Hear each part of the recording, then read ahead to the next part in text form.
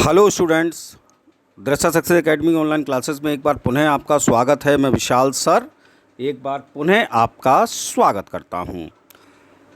जैसा कि मैंने आपको बोला था कि मुझे एलटी और साथ ही साथ जूनियर सुपर टेट की तैयारी करवानी है और मैं उसके लिए आपको लगातार वीडियो देने का प्रयत्न करूंगा।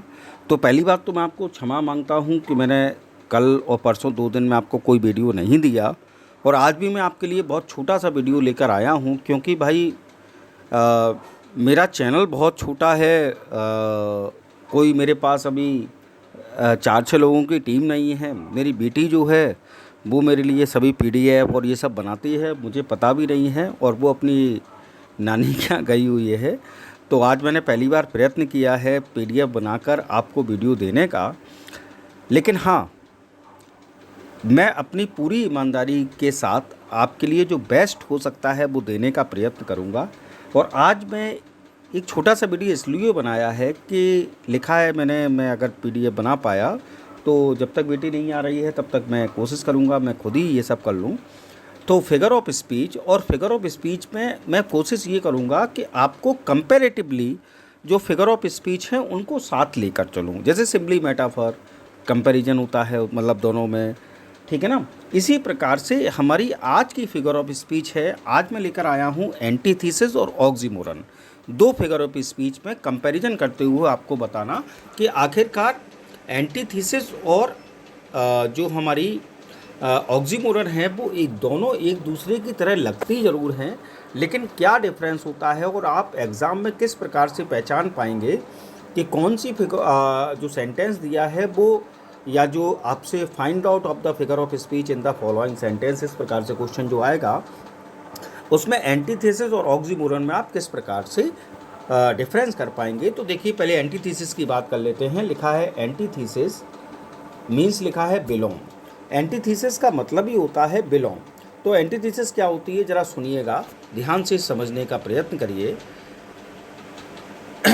लिखा है antithesis is a figure of speech which refers to the juxtaposition of opposing or contrasting ideas. It involves the bringing out of a contrast in the ideas by an obvious contrast in the words, clauses or sentences within a parallel grammatical structure. ठीक है साहब, फिर से समझ लीजिए।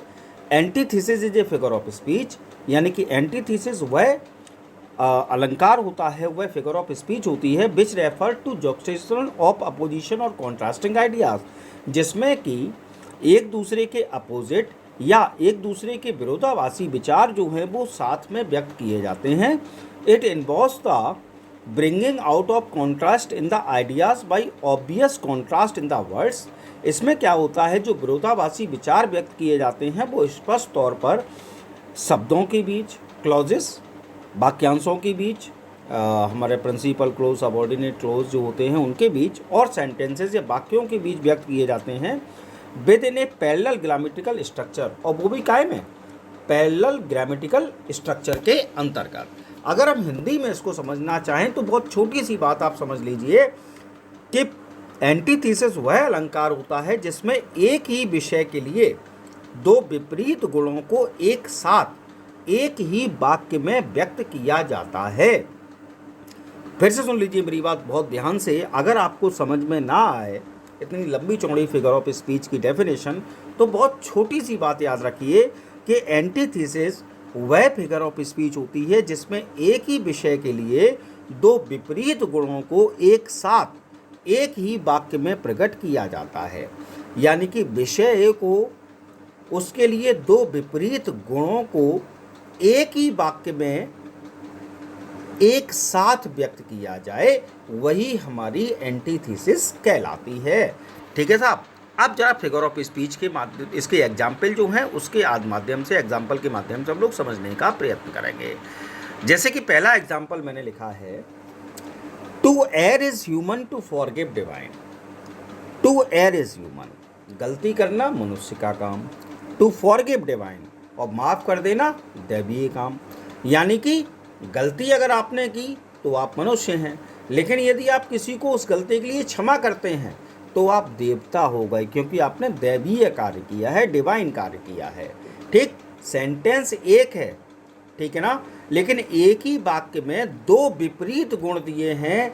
एक तो दिया है टू एयर और दूसरा दिया है टू फॉरगिव। ठीक, दूसरा आप ऐसे समझ लीजिए, एक ह्यूमन दिया है और दूसरा डिवाइन दिया है। दूसरा एग्जाम्पल समझ लीजिए, it was the best of time, it was the burst of times. It was the best of times, it was the burst of times. दो अलग अलग सेंटेंस हैं, एक साथ व्यक्त किए गए हैं, बेस्ट ऑफ टाइम और बर्स्ट ऑफ टाइम्स। ठीक, एंटीथेसिस। जॉन मिल्टन साहब का पैराडाइज लॉस्ट, उसमें से लाइन ली गई है, better to reign in hell than serve in heaven. अब आपके लिए देखिए, रेन इन हेल यानी कि नर्क में शासन करना अच्छा है, कैसे? सर्व इन हेल, स्वर्ग में सेवा करने से। ठीक है ना, तो देखिए, reign in hell, serve in heaven, दो फ्रेजेस हैं।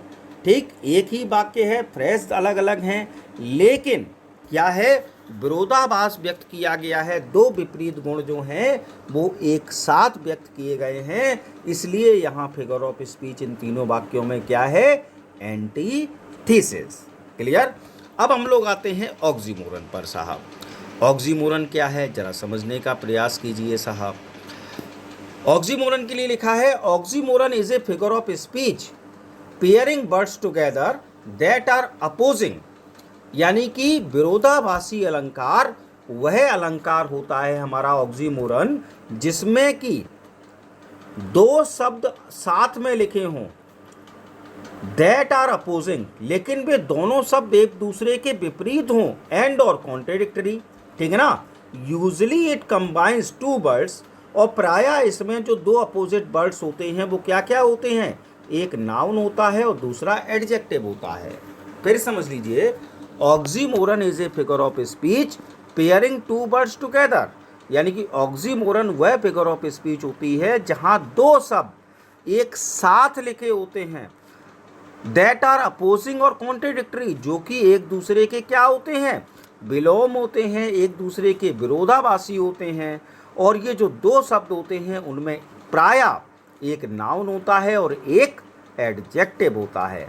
वहाँ क्या था साहब, हमारा जो एंटीथेसिस थी उसमें क्या था, दो शब्द साथ में नहीं थे बल्कि दो विचार थे, दो क्लॉजेस थे, दो सेंटेंसेस थे जो कि ग्रामेटिकली स्ट्रक्चर्ड थे।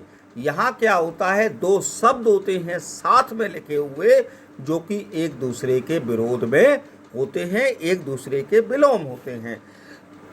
जैसे कि स्वीट सोरो, एक एग्जाम्पल मैंने लिखा, स्वीट में सुखद, सोरो में दुखद, तो स्वीट सोरो जब एक साथ दो शब्द आ जाएं किसी वाक्य में तो वहां कौन सी फिगर ऑफ स्पीच होती, ऑक्सीमोरन।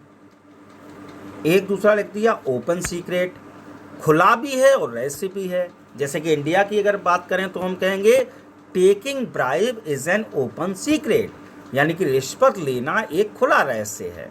ओपन भी हो गया और सीक्रेट भी हो गया, दो शब्द एक साथ। अब मैं कहूँ बिग बेबी, बच्चा भी है और बड़ा भी है साहब। ठीक, अब बिग क्या हो गया इसमें, एडजेक्टिव, और बेबी क्या हो गया, नाउन। तो देखिए, combined two words, noun plus adjective. Living dead, जीवित भी है और मृत भी है साहब। बात समझ में आ गई, क्या है, जीवित भी है और मृत भी है।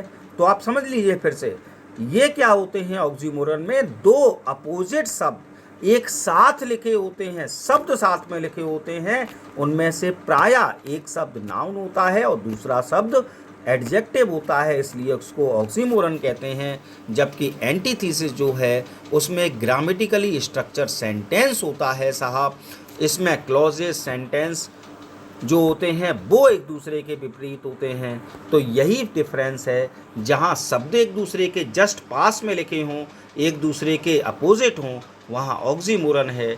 जहाँ फ्रेज लिखा हो, सेंटेंस लिखा हो, ठीक है ना, एक दूसरे के अपोजिट हों, एक सेंटेंस के माध्यम से या एक विचार को व्यक्त करने वाले अपोजिट हों, तब वहाँ पर एंटीथेसिस होता है। ठीक, तो ये डिफरेंस होता है एंटीथेसिस और ऑक्सीमोरन में। आई होप आपको ये बात समझ में आ गई होगी, और यदि आपको मेरी ये बात समझ में आ गई हो एंटीथेसिस और ऑक्सीमोरन में डिफरेंस, तो प्लीज़ मेरी वीडियो को लाइक करें, कमेंट करें, शेयर करें, और आपकी अगर कोई और क्यूरी हो एंटीथेसिस और ऑक्सीमोरन से कनेक्टेड तो प्लीज़ कमेंट बॉक्स में बताएं। मैं कोशिश करूंगा उसको और अधिक अच्छे तरीके से समझाने का। अगर आपने मेरे चैनल को अब तक सब्सक्राइब नहीं किया है तो प्लीज़ मेरे चैनल को सब्सक्राइब करें, अधिक से अधिक लोगों तक शेयर करें। एक बार पुनः मैं आपको बहुत बहुत धन्यवाद देना चाहता हूं, आपने मेरी वीडियो को लास्ट तक देखा। Thanks for watching. Stay home, stay safe. जय हिंद, जय Bharat, good night, sweet dreams.